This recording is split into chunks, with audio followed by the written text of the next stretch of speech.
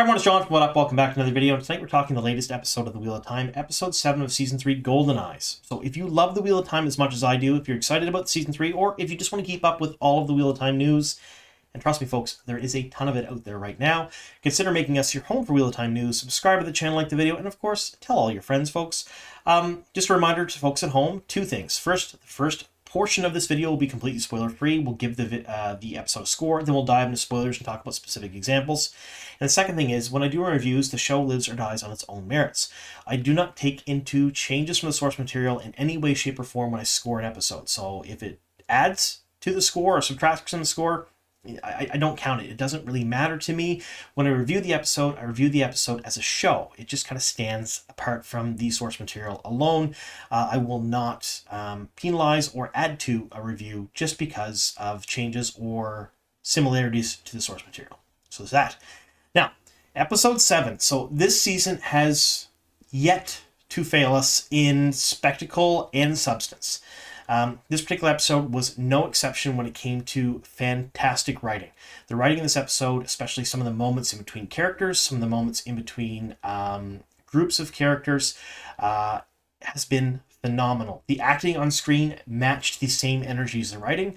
There was a lot of things in this episode that really brought a lot of emotion into the way things were shown on screen, and it made me emotional watching it.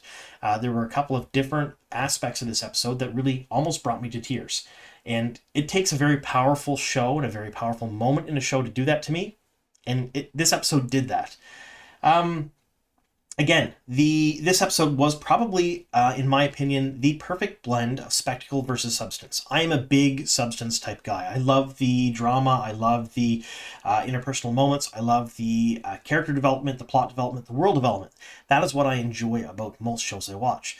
But I'm not immune to a little spectacle here and there too. So if you get those Michael Bay explosions going, once in a while, that's totally cool with me. And they used it to their advantage in this particular episode. There was just the right amount of setup versus payoff when it came to the battle in the Two Rivers. So if you haven't seen this episode yet, it is absolutely wonderful in a lot of different ways. The pacing was great. Start to finish, they crammed so much into this episode. I have to give kudos to the editors for this. There was a lot going on, a lot of things they needed to wrap up that they did neatly in a bow by the end of the episode.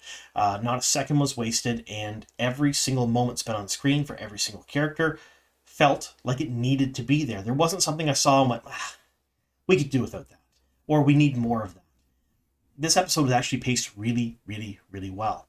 The only thing that I would say about this, and I'm not going to detract from the score about it, because this is something that you can adjust yourself, is that the episode itself is fairly dark.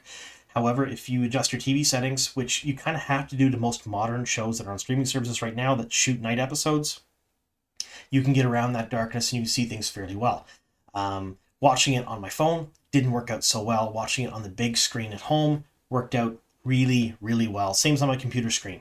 Just for whatever reason, the settings of my phone didn't show it so well, but settings, my home theater, worked out really good.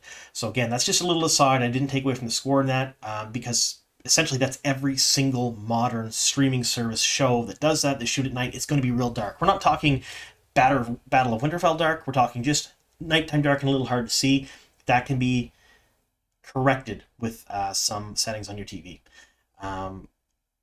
Now, this particular episode showcased one of the biggest moments in The Shadow Rising, and I don't believe, in my own opinion, that it fell short in any way, shape, or form.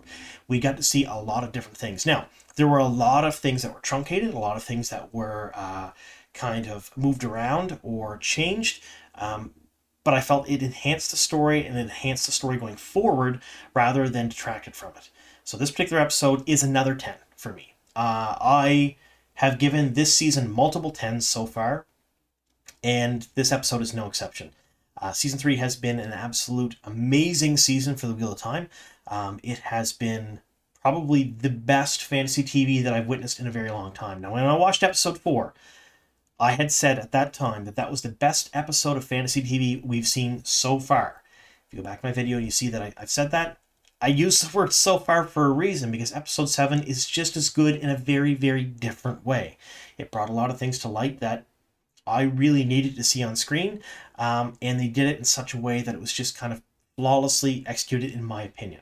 So again, 10 for this particular episode. If you haven't already seen episode 7, please go out and watch it right now. So we're going to get into the spoiler section of the video here. So I'm bringing up their little handy-dandy red hand of doom, the spoilery hand. So if you haven't already seen this episode 7 of the 3rd season of Wheel of Time, Goldeneyes, or if you haven't read at least the first 5 books of the Wheel of Time series, that's the Eye of the World Through the Fires of Heaven by Robert Jordan, be forewarned. I'm going to run plot points and character arcs going forward in the rest of the video. There's a lot to get into in this. There was some big twists, and these big twists have backstories to them that I'm going to cover in another video. We'll talk about that at a later date for a different time. And these twists are not exactly going to hit really well with book fans in some instances, and in other instances, people aren't going to mind too much. But we'll get into them in just a moment. So what I really enjoyed about this was not only did it feel more full than all of the battles that we've seen in previous seasons, like season 2, the season 2 finale, that battle was poorly executed in my opinion, because they were showcasing giant views, very few people on screen. The Two River shots were so tight during the battle near the end, last 15-20 minutes of the episode, that you felt like there was tons of people there, tons of Trollocs, tons of Dark Friends, tons of Children of the Light, a lot of different villagers. There was a lot going on. It was a fairly hectic scene during that battle, but the shots were so tight that you saw all of the stuff in the background, and it made the battle seem that much bigger, which is something that the Wheel of Time needed the last 2 seasons, and they never did. We saw that in the latter half of the 1st season when they had that huge battle outside of Faldera. The shots, the wide sweeping shots, while beautiful, really detract from the balance. They make things look empty. And again, we saw it in season 2, episode 8, in the battle for Faldera. Big, wide sweeping shots, beautiful vistas, beautiful like cinematic shots, made the battle look small and kind of insignificant. Two Rivers, they learned from those mistakes, in my opinion, and they really showcased the idea that they can do tight, quick shots. Reminded this whole episode, latter half of the episode, reminded me of a classic 80s, maybe early 90s horror film. And the fact that the Trollocs were there, they were scary. You didn't really see them up close too much. There was a lot of call-outs, at least in my opinion, to the Evil Dead series in this. I've said Sam Raimi is one of my favorite directors. They kind of took from some of his directing style for the battle in this. Same some of the creature placement, the way they handled the creatures, the way the villagers even handled the fighting. All done very, very well. The idea of VFX and special effects in this, done very, very well. There was not an instance in this episode where I could look at it and go, that took away from the story and took me out of the immersion. I didn't enjoy that. When Alana was fighting, joined the battle and was using those big ice lances coming down from the sky. I'm a WoW player. I have played a Frost Mage a whole lot. That was Blizzard. That was the Blizzard spell, and I cheered when I seen that on screen, because when she started channeling, I'm like, more lightning.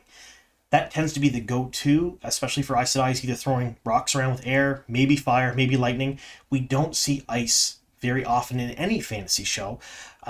Even oddly enough, in Game of Thrones, where you had the White Walkers coming from the frozen Northland, ice spells were not a thing too often. They were there, but not as often. This was a beautiful surprise for me, and I did cheer when I saw it, because I was like, yay! Like, she put points in Enhanced Blizzard. I'm so happy about that. Seeing her utilize the wisdom as well as the 2 girls, great. She can link with them. The link in this case, I think, was much better and much more well executed than the links we've seen in the past, especially in seasons 1 and season 2 during a battle. I thought it was done very, very well. This is more akin to something we've seen in episode 1 of this season, where the link between the Black Aja was done very, very well. The fighting itself, Maxim leading the Two Rivers archers and whatnot, I loved that. Now, we didn't get to see Tam Althor or Abel Cawthon in this particular episode, but we knew they were not in this season coming into it. The actor who plays Tam was not available, as far as I was told, for the season, so he was not in the season, and Abel Cawthon wasn't asked to come back for the season. I covered that in a previous video, but they were explained away very neatly as kind of hiding parents' family and getting them out of the way. Super good. And I'm not going to lie to you, I got an extreme justice rush whenever Eamon Valad got his final due. That I thought was masterfully played. I thought it was done very, very well. The girls got their revenge, and Yeah, it showcases the fact that the old blood of the Two Rivers is incredibly strong because they can do a lot of things without even being trained or learning about it, which has been sort of the case with all of the Amon's fielders. Rand, Egwene, Nynaeve, anyone who could channel Company of the Two Rivers has so far in the series done things that were wildly impressive with zero training. So it did not make it outside the realm of possibility for the girls to not only heal Alana, but get the revenge on their tormentor as well, which I thought was really well done. Seeing all of this, seeing Fail flipping around, using her knives, getting underneath people, the camera shots used for those fights, tight, to the point, really well done. The editing for the entire fight sequence at the end, really well done. I know what you're thinking at home, folks. You're like, why are you not commenting on Loial and his untimely demise? Am I upset that Loial didn't make it through this episode? Of course I am. I love him as a character. I super do. Going into this episode, I knew he wasn't going to make it. I've known for a very long time Loial wasn't going to make it out of this season. And it's not for the reasons that anyone out there can even begin to imagine. It's for something completely different. And we'll get into that, I think, in a later video later on, if and when I get permission to tell the story. But it's one of those things where, as a book fan, and this is where I'm detracting from the review a little bit, like, this does not take away from the scoring of the episode. The episode was technically sound 10, in my opinion. Writing, editing, cinematography, VFX, special effects, pacing, all of it done masterfully, and as well, just an entertaining piece of fantasy TV. And aside from that, as a book fan, I was very, very upset knowing Loial would make it out of this, and the way he chose to sacrifice himself, while heroic and fully in line with his character, raises a lot of questions. And I've seen those questions out there. Am I super, super happy about it? Not really. I wanted Loial to continue through the next 8 seasons if possible. There are reasons behind it, just like there are reasons behind a lot of the other things that are out there right now. And for people at home saying that they shouldn't have done that because, and they give their host of reasons, of course, you can think they shouldn't have done that for any number of reasons, or you can not like it as much as I did. It doesn't take away from the episode being a masterpiece of fantasy TV, though. It's just one of those things. If you hadn't read the books, you would not have known that he wasn't supposed to make it out. It was written so well. Having Bane and Chiad defend him while he's doing that, sacrificing himself, I cried. I did. I totally cried when that happened. It was a very touching, telling moment. Again, the book reader in me was a little upset Loial didn't make it through. But again, it's one of those things. You look at who doesn't make it out in the series, and there have been a few deaths so far that are not in the books. Every single one of them does not in any way, shape, or form impact the major flow of the story at all. It hurts readers a little bit thinking about it, but it doesn't change the story in any way, shape, or form. As much as Loial was an important part of certain storylines later on in the book series, I don't think we're going to adapt those storylines, or at least most of them, or they're going to be so changed that we're not going to see them in the same way on screen. Because you got to understand that if we get more seasons of the show, and right now that is still up in the air, folks, things will be so truncated that they're going to have to cut major swaths of the story out, which means that they're going to have to kill off or leave out major parts of the story too, or characters. Doing it this way was essentially kind of a way to truncate various parts of the story for later on. And while, again, it does hurt the heart just a little bit knowing Loial didn't make it out alive, I can see that it made sense in the way that they're telling the story. If that makes any sense. I'm not sure if I'm getting my point across there. I don't like it, but I understand it. That's the best way to put it. There's a lot of things in life that I don't like, but I understand. So 10 all around for this episode. I was super, super excited and happy that you folks have finally been able to see this episode. So there's a couple of things coming up here on the channel that have to do around this episode. We have an Easter egg video coming out in the next couple of days. We have my breakdown of this video coming out, this episode coming out in the next couple of days. I have a few interviews we're going to showcase here on the channel. An interview with Taylor Napier, who plays Maxim. An interview with Priyanka Bose, who plays Alana, separately. And then I have an interview with the two of them together. And that one's a long one, folks. It's going to be... You're not going to miss it. It's a wild one. It's going to come out within the next week. I understand right now that a few people have asked me, where's my episode 6 breakdown video? That hasn't come out yet. There's a reason it hasn't come out yet, folks, and that is going to be detailed in another video that I'm posting this evening. So you're going to see that video pop on my channel. It'll be a very short 2-minute video. I'm also going to have a couple of different posts on social media talking about some things that are going on right now in my personal life. That is the reason why. Look for that video and look for those posts. I'm not going to cover it in this particular video because it's a review video. That's what we're doing here. But yeah, tons and tons of new interviews coming out in the next couple of weeks. Next week I have more interviews as well for episode 8. Lots and lots of videos coming out. You're not going to miss a single thing. And then up to the end of the series and season, right, pretty much till the end of April, I can guarantee you I have tons of videos coming out about the Wheel of Time and things that are going on long after the season is done. Yeah, so keep on the lookout for those. If you haven't already subscribed, please consider doing so. Thank you so very much for sticking with us here to the very end, folks, and here's to many more.